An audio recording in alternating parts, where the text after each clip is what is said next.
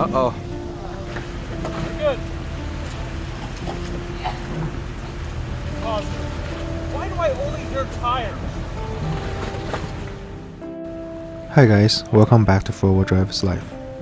When the concept of electric truck came out years ago, I remember people saying they're not going to be as good as a regular conventional truck in terms of hauling, off-roading, and just reliability because of the electric nature of it.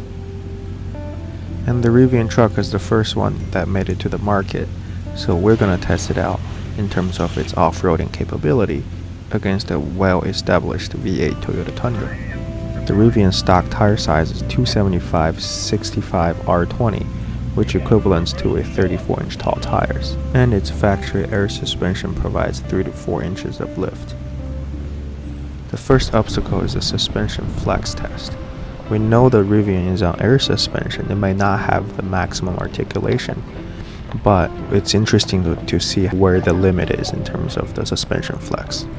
The Rivian did lift its passenger rear tire off the ground because of the limited travel. However, it's still impressive because the frame part doesn't touch the ground. A stock SUV or truck would have scraped hard.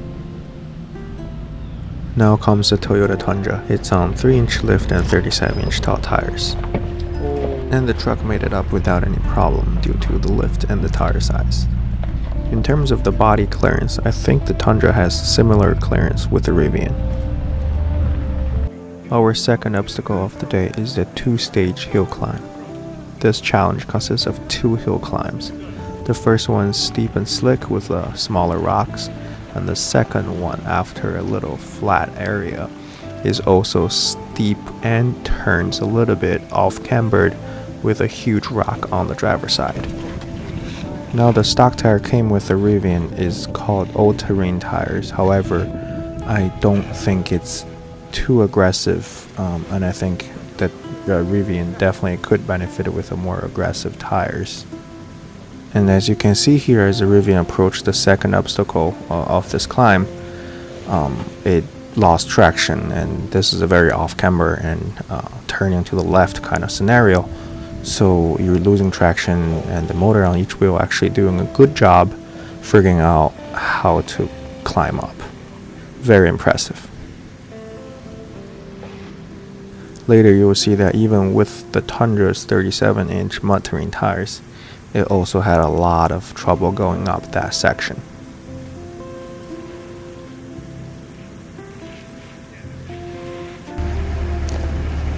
Trying to turn on your locker now? Yep, locker's on. Okay, his locker's on, alright. Here I was just messing with him, knowing that he doesn't have a locker. Alright, it's Tundra's turn. It's on 37's mud terrain. No, it's BFG KM3's fresh rubber. And you can see the angle going up is pretty steep, and it's still raining at the moment of shooting, so it's a very sleek hill.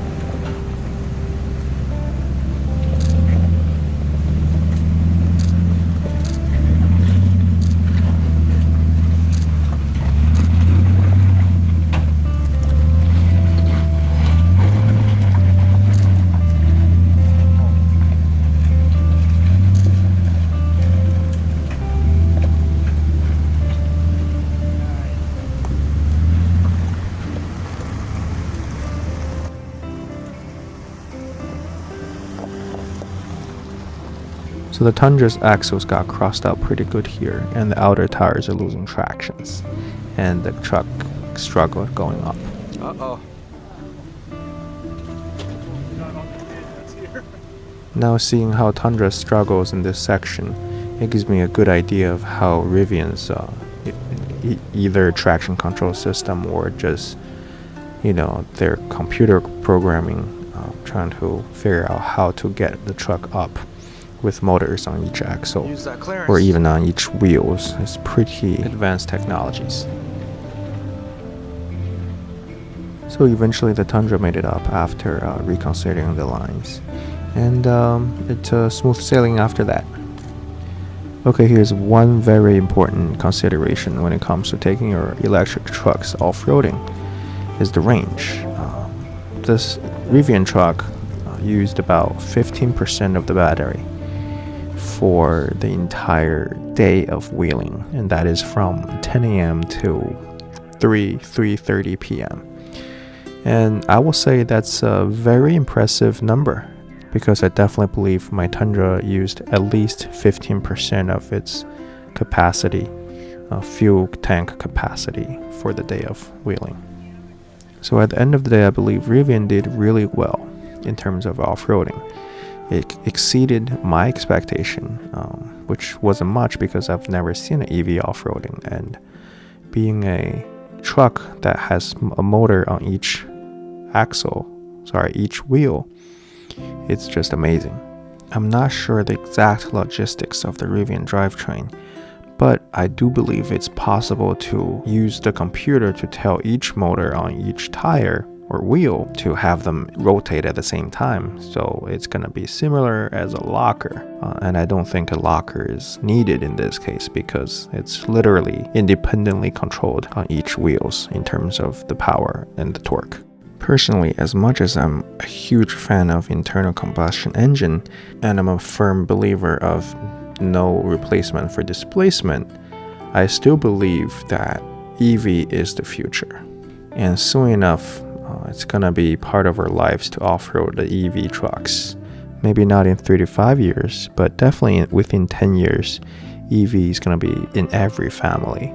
I'll be sure to try to keep my Toyota Tundra for as long as possible, but I also can't wait to see what EV trucks has to offer in terms of off-road goodies.